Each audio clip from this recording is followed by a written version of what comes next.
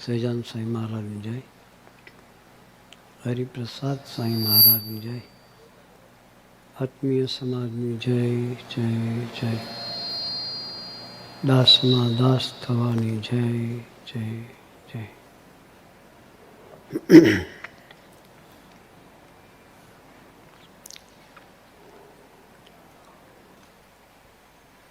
પ્રાણેશભાઈ આપણને દર્શન કરાવ્યું સ્વામીજી કોણ અને કેવા.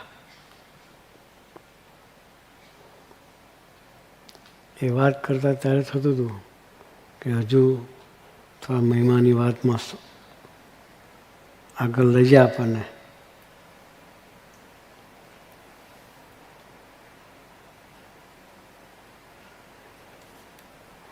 પણ વહેલું પૂરું કરી દીધું એને.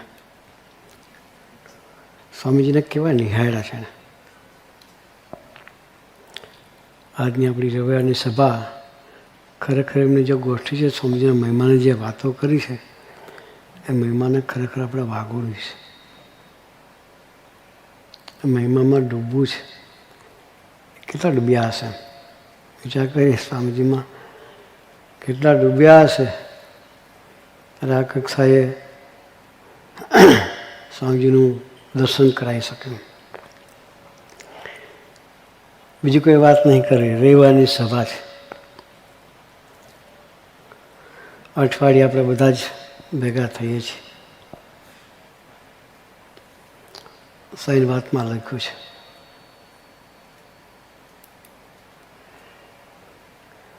કે આપણે ભેગા થઈએ છીએ, અમથા ભેગા થતા નથી.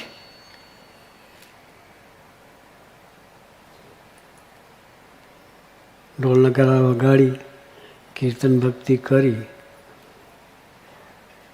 કોઈ 5-10 મિનિટ વાત કરે, આરતી કરીને પ્રસાદ કરીને છૂટા થોડી ફોર્માલિટી નથી. આ એની વાતમાં જે લખ્યું છે એ વાત કરું છું કે આપણે અમથા ભેગા થતા નથી, પણ ગર્ભવાસ 84 યમપુરીના માથે લીટા તાણીએ છીએ. શું લખ્યું? ગર્ભવાસ 84 ને યમપુરીના માથે લીટા તાણીએ છીએ. આ વસ્તુ સામાન્ય શબ્દો નથી. 3 શબ્દોનો સ્વાધ્યાય કરીએ તો ખબર પડે.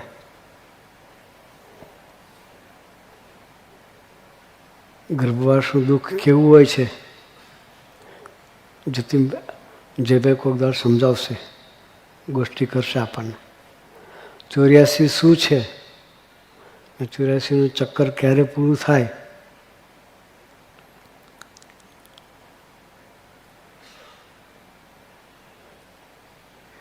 એ પણ સમજાવશે આપણને.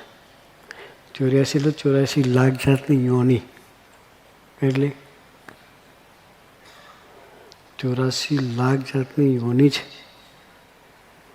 જેમાંથી દરેક જીવ વારાફરતી પસાર થાય. હવે એની પર લીટા તાણવાના સામાન્ય વસ્તુ છે. એ અઠવાડિયે કલાકમાં શક્ય છે. ભગવાનની કરુણા છે. ખબર જ છે કે આ જીવ સાધન શું કરશે, કાંઈ થાય શકે એવું છે નહીં. આ કરુણા વહાવીશ. શું કર્યું? આપણી ઉપર આ બાધિત કરુણા છે એમને કે તમે આટલું કરો, બહુ થઈ ગયું. આપણાથી તપસ્યા થાય એવી નથી,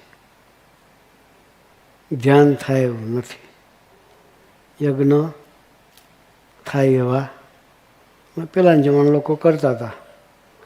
દાન દક્ષિણા થાય એવું કરતા હશું કદાચ 2-5%. એ થઈ શકે એવું નથી. તો જીવ કરે શું? ભગવાને સસ્તો ઉપાય આપ્યો. અઠવાડિયે કલાક કાઢો.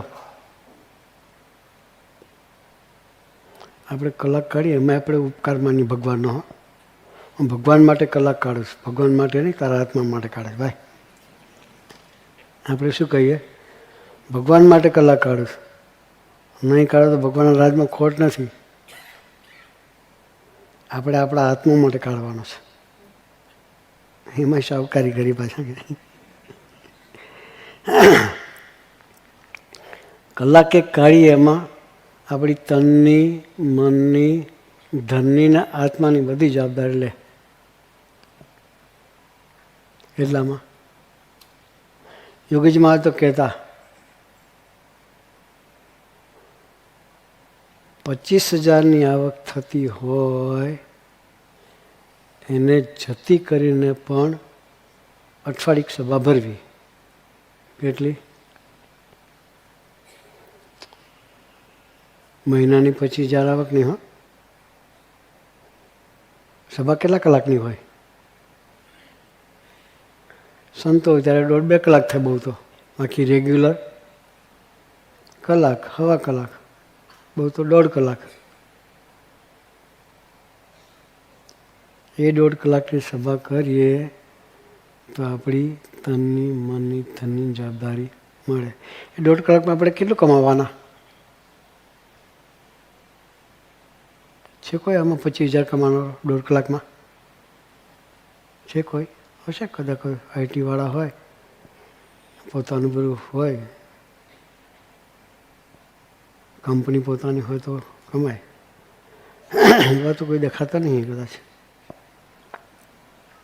કલાકના 25,000 અને આથી 70 વર્ષ પહેલાંના, અત્યારના નહીં. હો, યુગમાં સુધમ ગયા એને 51 વર્ષ થયા. મેં આ વાત કરેલી સ્વામીજી બાપા સાથે ફરતા હતા યુવક તરીકે, ત્યારની વાત છે.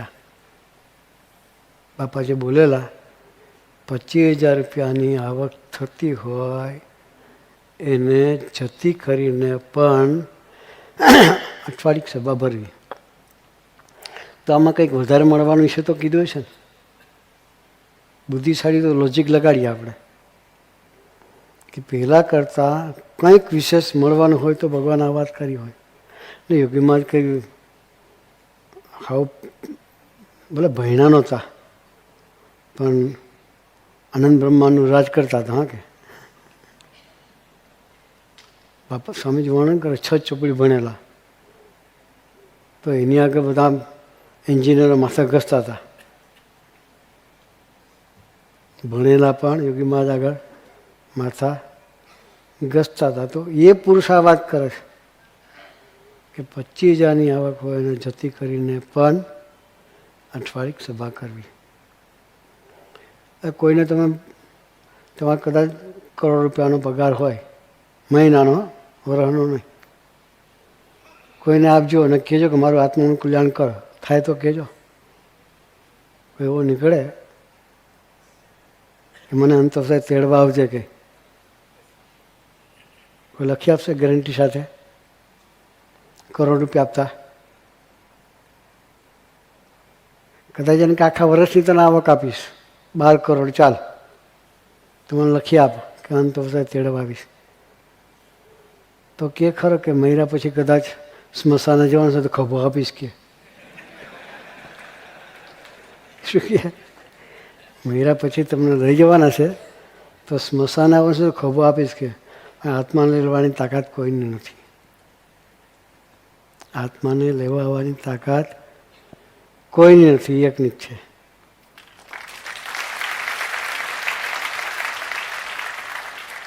આત્માના માલિક ભગવાનના સંત છે. કોણ છે? બીજું કોઈ નથી. એટલે એની આગળ સરળ રહેવાનું, એટલે એની ગોદમાં બેસવાનું, એટલે એનો સમાગમ કરવાનો, એટલે અઠવાડિક સભા કરવાની, નહીં કે મંજરિયા વગાડીને છૂટા થવાનું.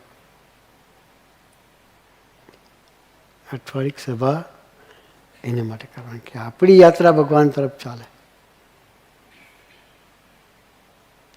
ભગવાન કોણ છે ને કેવા છે એ વસ્તુ સમજાય, એની સાથેનો સંબંધ બાપ દીકરાનો થાય, એના માટે અઠવાડિક સભા કરવાની.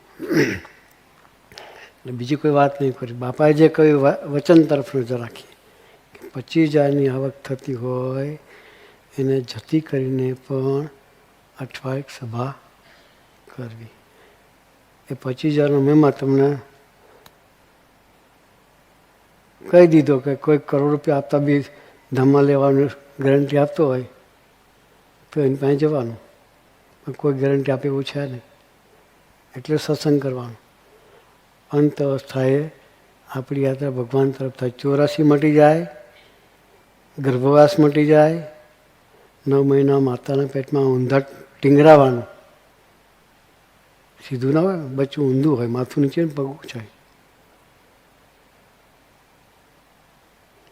અને એમાં જે ફ્લુઇડ હોય એ યુરિન સિવાય કાંઈ ના હોય. શું હોય?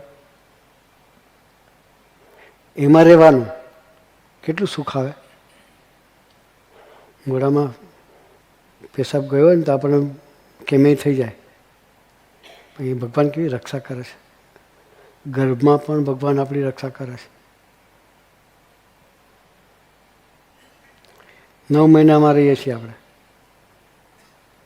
બહાર નીકળ્યા પછી એ ભૂલી જઈએ છીએ. છોકરું રડે ને જન્મે ત્યારે હું આમ કરે, હું એને તું ત્યાં કે અંદર રડતું ભગવાનમાં બહાર કાઢો જલ્દી, આ પીડામાંથી મુક્ત કરો. એ રીતે પ્રાર્થના કરતો અંદર. બહાર નીકળે એટલે હું આવીને તું ત્યાં કે ભગવાનને ભૂલી જાય. એટલે આપણે એ ગર્ભવાસ, એ 84 જમપુરીનો માર, યમદંડ વાંચો કોક દાડો. વડતાલ સંસ્થાએ બહાર પાડ્યું છે યમદંડ. ઘેર લઈને વાંચવાનું, ખબર પડે યમદંડ શું છે, યમપુરી શું છે. જેવા જીવના કર્મ હોય ને એ પ્રમાણે એની સજા હોય. એટલે યમના માર ખાવો નથી, 84માં ભટકવું નથી, ભગવાનની ગોદમાં બેસવું છે. એટલે અઠવાડિક સત્સંગ કરવાનો. તો આવી એટલા 3 વસ્તુ યાદ રાખવાની. સભામાં જઈએ છીએ શાન માટે? એ 3 વસ્તુ પર લીટા તાળવા જઈએ છીએ. શું સમજવાનું? કે અમથામથા જતા, ખીચડી ખાવા જતા, ખીચડી તો ઘેરે મળવાની, ભેગા થઈને હાઈ હેલો કરવા જતા નથી. પણ આ 3 વસ્તુ કરવા માટે જઈએ છીએ. યમપુરી, ગર્ભવાસ ને 84 ઉપર લીટા તાણવા માટે જઈએ છીએ. એના અનુસંધાને આપણે આવવાનું છે. તો આપણી ક્યારેય ગેરહાજરી નહીં રહે. કેવું? મહિમા સહિત સભા કરીશું તો ગેરહાજરી નહીં રહે. સભાનો પણ મહિમા સમજાવવો પડે તો એનો મહિમા રહે, તો જ આપણને ઉમંગ રહે. ગાળિયું કાઢવાનું મન ન થાય. તો આવો મહિમા સહિત આપણે સભા ભરીએ એ માટે ગુરુ આપણને સૌને બળબુદ્ધિની શક્તિ આપે. એ જ પ્રાર્થના સહજાનંદ સ્વામી મહારાજની.